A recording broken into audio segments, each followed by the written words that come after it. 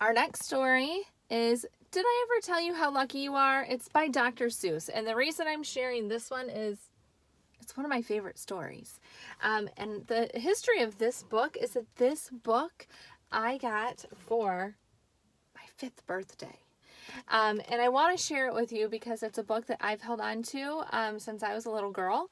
And it's really silly. It's Dr. Seuss, and you can see it's not in the best shape, but I hope you enjoy it today. Did I ever tell you how lucky you are? Did I ever tell you how lucky you are?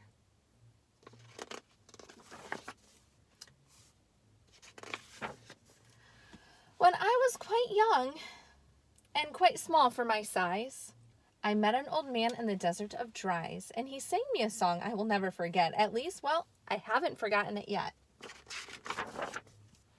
He sat in a terribly prickly place, and he sang with a sunny, sweet smile on his face. When you think things are bad, when you feel sour and blue, when you start to get mad, you should do what I do. Just tell yourself, Ducky, you're rather quite lucky. Some people are much more, oh, ever so much more, oh, much more unlucky than you. This is a hard one to read, so please bear with me. Lots of tongue twisters and rhymes.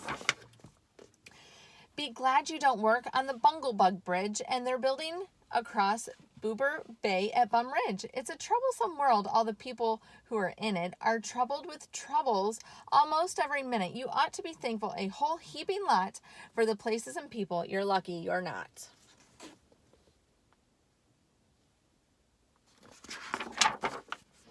Just suppose, for example, you live in Gazette and got caught in that traffic on Zate Highway 8.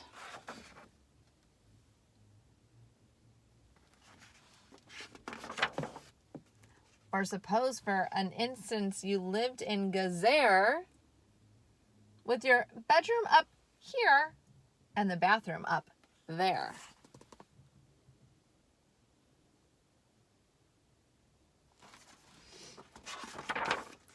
Suppose you were poor Hooby Hart who had taken his thromdimbulator apart. He never will get it together, I'm sure. He never will know if the gick or the gore fits into the scrucks or the snucks or the snore. Yes, Ducky, you're lucky you're not Hooby Hart who has taken his thromdimbulator apart.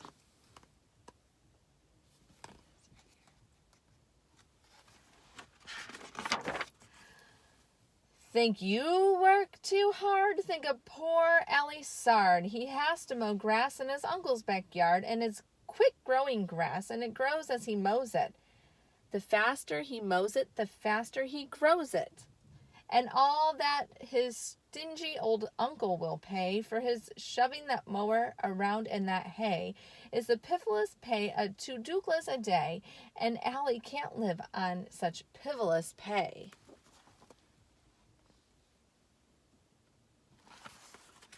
So, he has to paint flagpoles on Sundays in grooves. How lucky you are. You don't live in his shoes.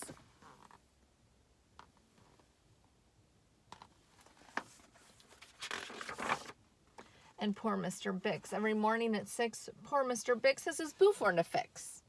It doesn't seem fair. It just doesn't seem right. But his bouffant just seems to go schlump every night. It schlumps in a heap, so sadly needing repair. Bix figures it's due to the local night air. It takes him all day to unschlump it, and then the night air comes back and it schlumps once again. So don't you feel blue? Don't get down in the dumps. You're lucky you don't have a bouffant that schlumps.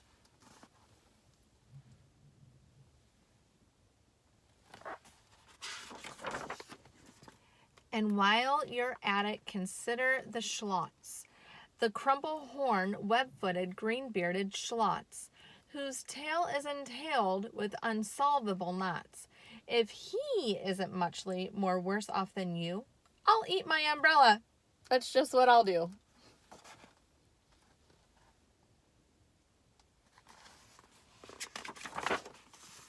And you're lucky indeed you don't ride on a camel. To ride on a camel, you sit on a whammel. A whammel, you know, is some sort of saddle held on by a button that's known as a faddle. And boy, if your old whammo faddle gets loose, I'm telling you, ducky, you're gone like a goose.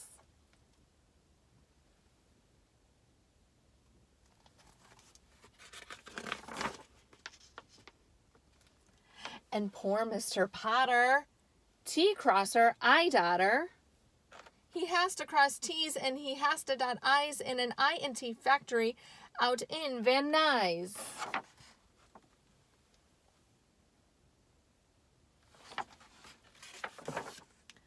Oh, the jobs people work at out west near Hotch? Oh. There's a Hotch bee watcher. His job is to watch. Is to keep both his eyes on the lazy town bee. A bee that is watched will work harder, you see. Well, he watched and he watched, but in spite of his watch, that bee didn't work harder, not much. So then somebody said, our old bee watching man just isn't bee watching as hard as he can. He ought to be watched by another Hotch-Hotcher. The thing that we need is a bee watcher. Well,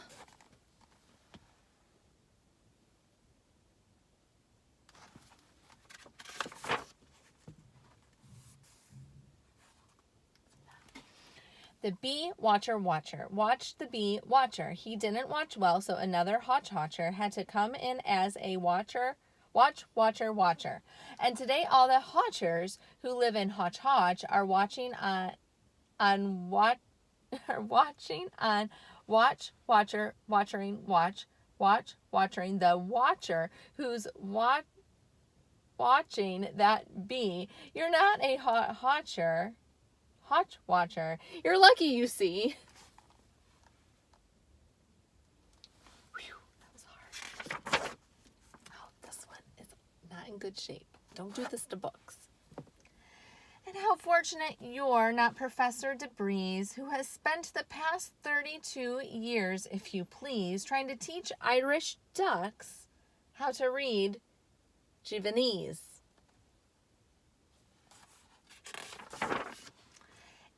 And think of the poor puffing Pugelhorn players who had to parade down the Pugelhorn stairs every morning to wake up the Prince of Pubuken. It's awful how often their pugels get broken. Or broken. And oh, just suppose your poor Harry Hatto, try as he will, he couldn't make any shadow. He thinks that perhaps something's wrong with his giz, and I think that, by golly, there probably is.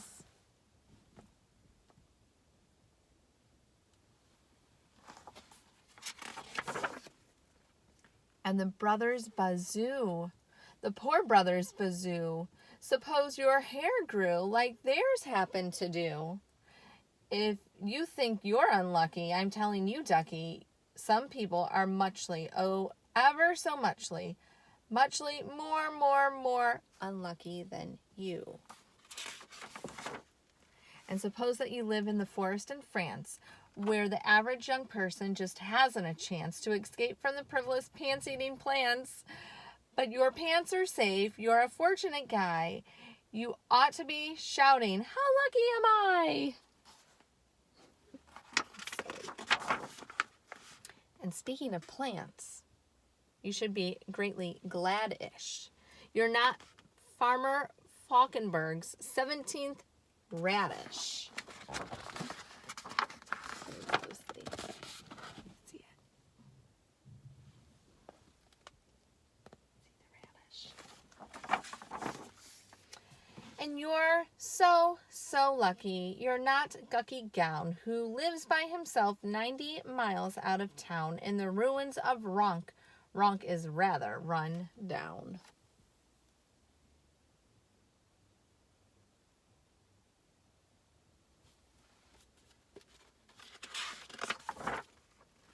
And you're so lucky you're not a left sock, left behind by mistake in the caverns of Croc.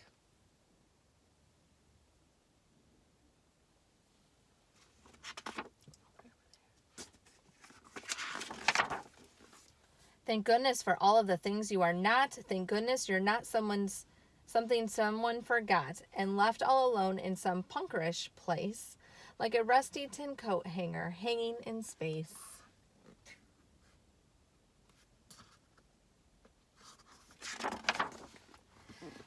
That's why I say, ducky, don't grumble, don't stew. Some critters are much, oh, ever so much, so muchly, much more unlucky than you. Hope you enjoyed my book as much as I have enjoyed it all of these years. And I want you to think about, why are you lucky? What makes you lucky? I hope you guys are having a great day. Share in the comments how you are lucky on our dojo group. So you guys have a great day. Bye.